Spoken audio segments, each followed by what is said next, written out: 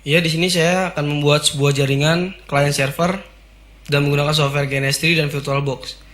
Di sini saya menggunakan jaringan internet dengan akses point dari hotspot portable HP saya dengan statusnya di situ internet access. Nah, lalu kita lihat IP address yang digunakan. Di situ tertulis IP addressnya pada internetnya 192.168.43.117. Dengan gateway-nya belakangnya 1, GNS-nya bisa disesuaikan nanti. Nah, di sini kita ketik yang pertama ada IP yang terkoneksi ke internet dengan IP address 192.168.43 belakangnya 117. Nah, yang kedua kita kasih untuk IP servernya 192.168.43.118. Yang ketiga ada klien. Nah, di sini kita kasih IP klien serta servernya itu tidak beda jauh, hanya beda satu. Karena agar fungsinya itu agar gampang untuk mengingatnya. Nah, untuk klien belakangnya itu 119 dan untuk yang klien kedua kita bikin dua klien di sini. Yang kedua ada 192.168.43.120. Nah, sini ada default gateway-nya bawaan dari hotspot portable dengan gateway 192.168.43.100 belakangnya 1. Dan GNS bisa sesuaikan dengan GNS Google 8888 atau 8844 atau 202.43.178.245. Nah, di sini saya tulis sengaja untuk mengingat pembuatan IP nanti. Nah, di sini kita close. Lalu kita bridge antara jaringan internet yang dari hotspot dengan VirtualBox host only-nya dengan cara tadi di control panel network and internet. Nah, di sini kita blok wireless dengan VirtualBox host only networknya, klik kanan, kita bridge, tunggu sampai ada jaringan bridge. Nah, di situ sudah muncul jaringan bridge-nya sampai ada bacaan koneksi. Tunggu sebentar sampai ada bacaan koneksi. Nah, situ sudah terkoneksi. Gambar itu biasanya di bawah dia seperti gambar local area network, tidak ada gambar sinyal ataupun apapun. Nah, di sini kita menggunakan software GNS3 untuk membuat topologi jaringan. Gunanya tadi untuk membridge jaringan agar kita bisa terkoneksi antara VirtualBox dengan GNS3-nya. Jadi kita bikin project new project dengan nama server. Di sini OS yang saya gunakan adalah Linux Debian server khususnya. Sini saya menyimpannya di hard disk saya di data software. Nah, ada di software networking ISOS. Nah, saya simpan di sini. Kita oke. Nah, di sini kita setting untuk VirtualBox yang beberapa file VirtualBox yang kita gunakan dengan tadi diedit ada paling bawah, terus bacaan VirtualBox guest. Lalu di situ ada enable console, kita checklist dan kita unchecklist yang atasnya agar semua yang VirtualBox bisa terdeteksi. Nah, situ yang udah saya buat kita delete, kita ganti yang baru. Nah, kita refresh gunanya untuk mendeteksi ulang apa saja yang ada di list VirtualBox. Nah, yang pertama saya bikin adalah server. Kita pilih VM listnya server Debian yang saya udah buat sebelumnya. Saya sudah install. Lalu kita save. Nah, sudah kita save. Kedua kita bikin client 1. Kita bikin client 1. Nah, lalu kita pilih VM listnya client 1. Nah, kita klik. Lalu kita save lagi. Dan begitupun kita bikin client 2 dengan client 2. Sebelumnya kita sudah membuat list-list di VirtualBox seperti yang sudah tertera tadi. Kita lihat di VirtualBox-nya saya sudah membuat sebelumnya, saya sudah install beberapa OS-nya yang akan digunakan. Untuk server saya menggunakan Debian dan untuk klien kita menggunakan Windows 7. Nah, di sini kita akan membuat simbol manajernya. Kita akan men-setting simbol-simbol apa saja yang akan digunakan nanti. Di sini saya delete semuanya. Saya ganti yang baru. Nah, ada gambar server, kita tambahkan. Lalu kita ketik name-nya dengan name server dan tipenya kita gunakan VirtualBox guest agar pas nanti kita bikin itu masukkan langsung ke VirtualBox, kita apply. Kedua kita cari gambar komputer. Nah, situ kita tulis untuk client 1. Client 1. Nah, situ kita buat VirtualBox-nya juga sama. Kita apply. Lalu kita buat yang kedua.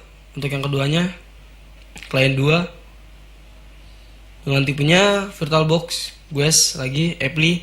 Nah, lalu oke. Nah, sudah jadi simbolnya, kita buat nih simbolnya nih. Nah, itu sudah ada tuh, server client 1, client 2. Pertama kita buat gambar awan. Awan itu artinya internet. Nah, kita taruh di mana saja, kita letakkan di mana saja sesuai keinginan. Situ ada kedua ada Ethernet switch, gunanya untuk pengkabelan nanti penghubung. Nah, kita masukkan server yang sudah kita bikin dengan pilihan server. Oke. Nah, oke.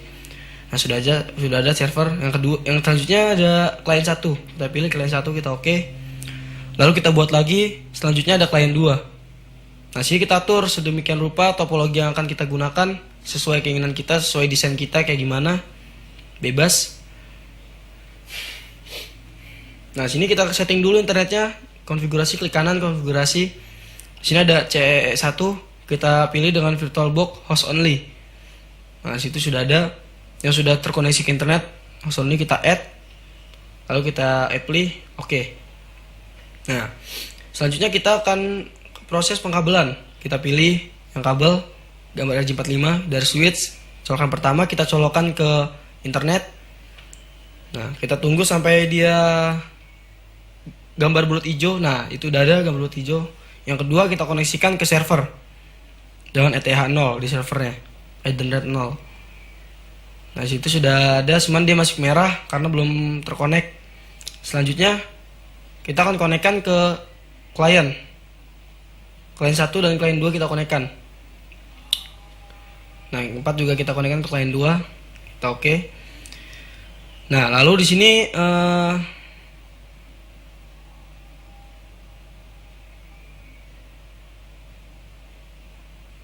nah, di sini sudah ada, kita start, kita langsung mulai. Di sini saya tidak langsung play semuanya karena berat banget di sini softwarenya. Saya menggunakan i5 dengan RAM 4 GB. Itu aja masih belum kuat, makanya saya play satu-satu. Nah, sini tinggal tunggu loading server Debian-nya. Di sini kalau bisa satu-satu untuk aktifinnya agar tidak terjadi not responding seperti ini. Kita gunakan satu-satu, kita tunggu loadingnya selesai.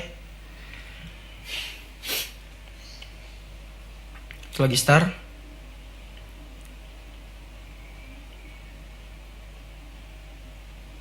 Di sini emang lama, agak lama loadingnya, tapi tunggu aja sebentar, jangan kebanyakan klik, ntar malah bisa jadi not responding.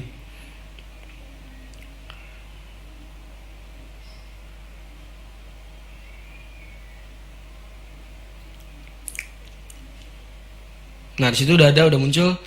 Kita login dengan nama server yang sudah kita bikin tadi, yang kita sudah bikin sebelumnya. Saya di sini buat server Debian dengan nama server dan passwordnya disesuaikan dengan pada saat pembuatan.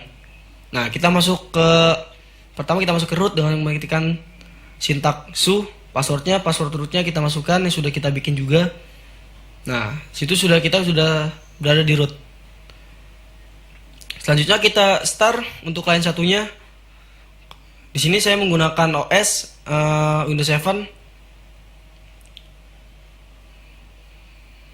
Nah, di sini kita sesuaikan letaknya agar tidak boros tempat. Kita tunggu juga hingga loadingnya dia masuk ke dalam Windowsnya, baru kita play lagi yang klien keduanya.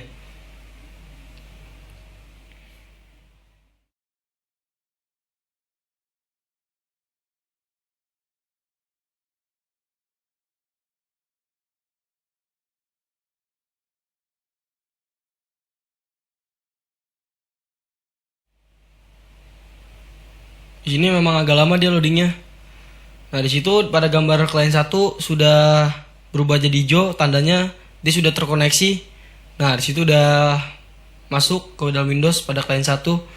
Selanjutnya kita play. Nanti kita play yang klien 2.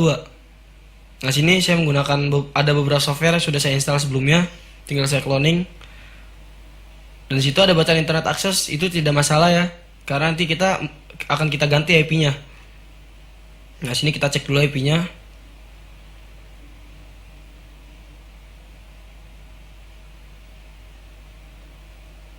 Kita cek di control panel seperti biasa untuk mau cek IP. Nah, di IPv4-nya kita gunakan. Nah, itu kan masih kosong loh. Kita close aja dulu untuk sementara. Oke. Kita biarkan saja dulu. Kita close. Nah, kita start untuk yang klien keduanya. Buka lagi untuk yang klien kedua dengan software yang sama. Cuman saya cloning doang. Nah, pada saat cloning jangan asal untuk cloning aja. Di bawah bacaan save cloningnya itu yang nama cloning ada checklist untuk membuat baru MAC addressnya. Di situ dia tidak boleh sama antara klien 1 sama klien 2. Makanya kita checklist pada saat pembuatan di VirtualBox-nya. Nah, itu sambil nunggu loading selesai kita atur dulu tampilannya agar enak lihatnya.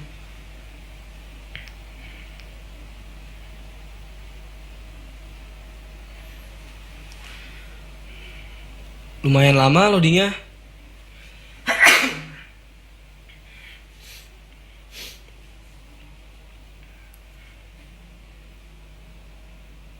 Di sini kalau bisa speknya itu untuk laptop untuk menggunakan satu server dengan 2 klien paling gak itu Core i5 dengan RAM 4GB DDR3.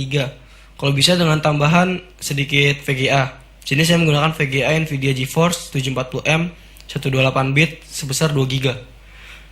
Saya di sini juga masih kurang untuk segitu. Kalau bisa RAM itu minimal 8GB.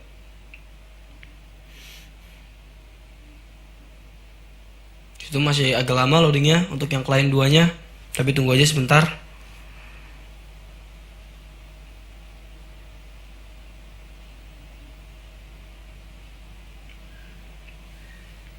Nah, itu sudah muncul untuk yang klien 2. Di situ juga sama untuk networknya, dia udah otomatis terkoneksi.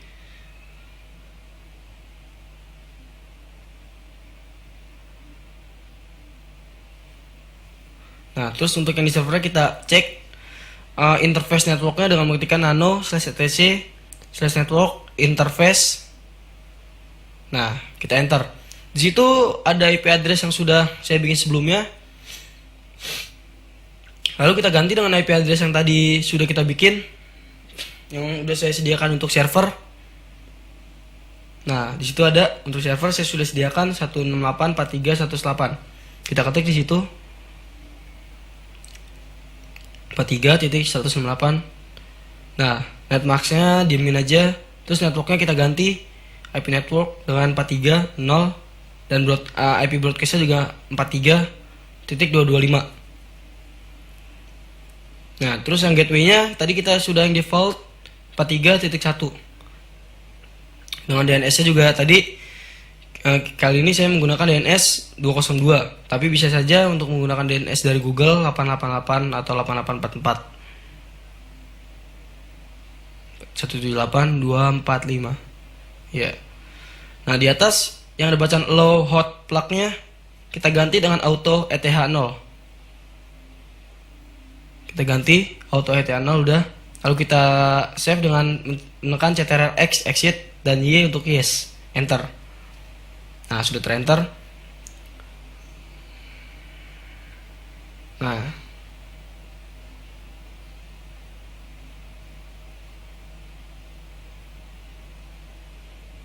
kita tunggu saja.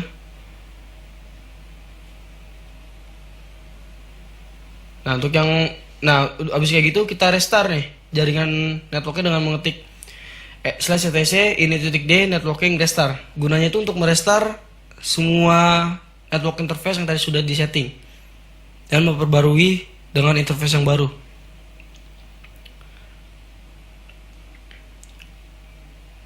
Situ sudah restart.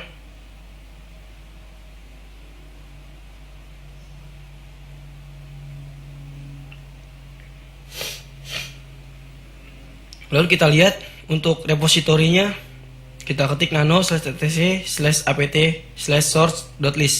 Nah, sini tidak muncul karena mungkin salah penulisan. Nah, kita lihat pada etc-nya tidak dikasih slash, kita tambahkan slash, kita enter. Nah, di situ sudah masuk. Di sini ada dua jenis repository. Yang pertama kita menggunakan CD atau DVD. Yang kedua ada yang menggunakan via online. Nah, kali ini saya untuk menginstal data-data paketnya kita menggunakan yang CD repository. Ada CD binary 1. Nah, sini kita nonaktifkan terlebih dahulu untuk yang online-nya.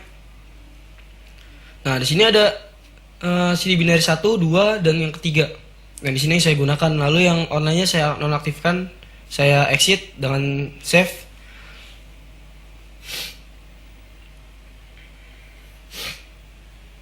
Nah, untuk yang di kliennya, klien 1 kita setting IP-nya, kita ganti.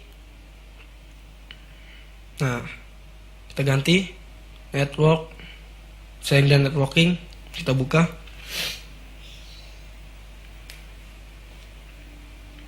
Nah, kita buka change adapter setting. Di local area network kita pilih properties, klik kanan properties. Lalu di situ ada bacaan TCP/IP versi 4. Nah, di sini kita lihat dulu statusnya. Di sini waktu itu saya menggunakan DHCP, jadi sudah mendapatkan otomatis, tapi di sini kita menggunakan manual saja. Kita ganti IP-nya, kita use gunakan dengan manual. 108.43 kita tulis tadi IP yang buat klien 1 kita gunakan 119. Kita ketik kira-kira 119. Nah, terus maaf 119. Terus di default gateway-nya kita pakai dengan default gateway yang belakangnya 1 43.1. Nah, lalu kita oke. Kita oke. Nah, sini untuk setting IP yang di klien 1 sudah selesai. Sekarang kita setting IP address untuk yang di klien 2. Nah, situ biarkan saja ada bacaan not internet access. Di sini kita untuk membuat jaringan bukan buat internet. Nah, seperti biasa yang kedua setting kayak yang klien pertama juga, kita setting IP dengan IP yang sudah disediakan sebelumnya agar tidak terjadi bentrok IP. Nah, di situ kita pilih IP address-nya. Nah, di situ kita isi dengan 192.168.43, belakangnya 120. Nah, kita bisa lihat di situ buat klien 2 yang sudah disediakan. Lalu kita klik tab dengan otomatis subnetnya udah terisi. Gateway-nya seperti biasa isi default, belakangnya 1. Lalu kita oke. Kita kasih di sini kita kasih DNS juga bisa. DNS yang tadi sudah dibuat 202.43.178.245. Nah, lalu kita oke. Kalau gitu yang di klien pertama juga kita setting DNS-nya. Kita setting ulang DNS-nya. Untuk klien yang pertama. Situ ada klien pertama, kita setting DNS-nya. Kita tulis 202.43.178.245. Nah, lalu kita oke. Kita oke lagi. Kita close.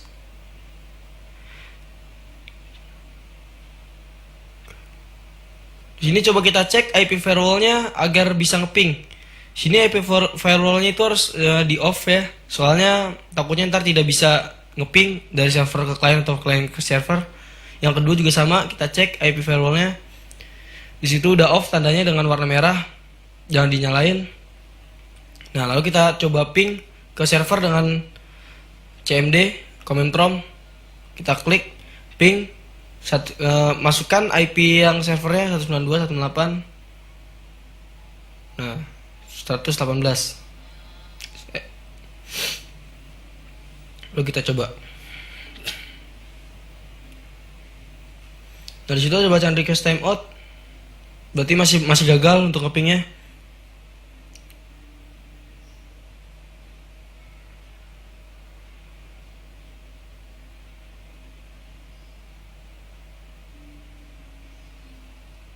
Nah, kita coba cek IP yang di servernya berapa dengan ketikkan if config. Di situ ada 118. Nah, saya lupa di situ kurang menambahkan titik 43 pada IP-nya.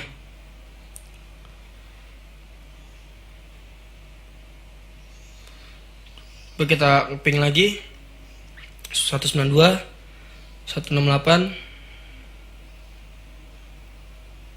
192 168 43 118.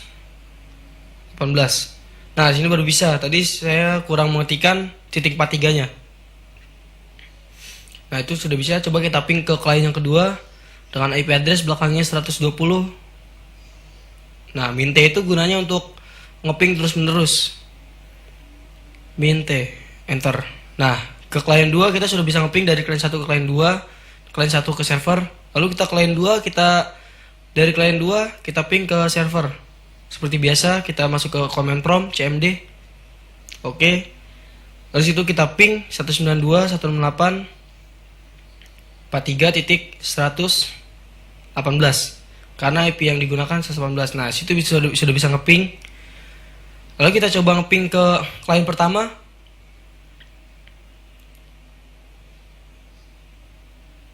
Satu 192.168.43.119.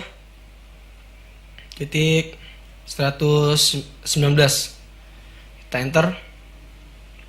Nah, disitu juga sudah bisa untuk ngeping, untuk saling ping, berarti dia tandanya sudah bisa saling terhubung. Coba kita coba dari server ngeping ke klien 1 dan klien 2. Pertama kita ngeping ke klien 1 dengan IP address belakangnya 119. Kita enter. Tunggu sebentar, agak lama. Nah, situ sudah bisa ngeping, sudah terlihat gambarnya. Yang kedua kita ngeping ke klien 2 dengan IP address belakangnya 120.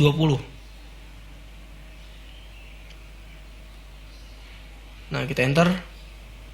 Nah, disitu dia sudah mau ngeping dengan IP address 120 klien 2. Nah, situ dia sudah bisa ngeping. Nah, di sini sudah selesai. Dia sudah bisa saling terkoneksi, tinggal penggunaan yang lainnya.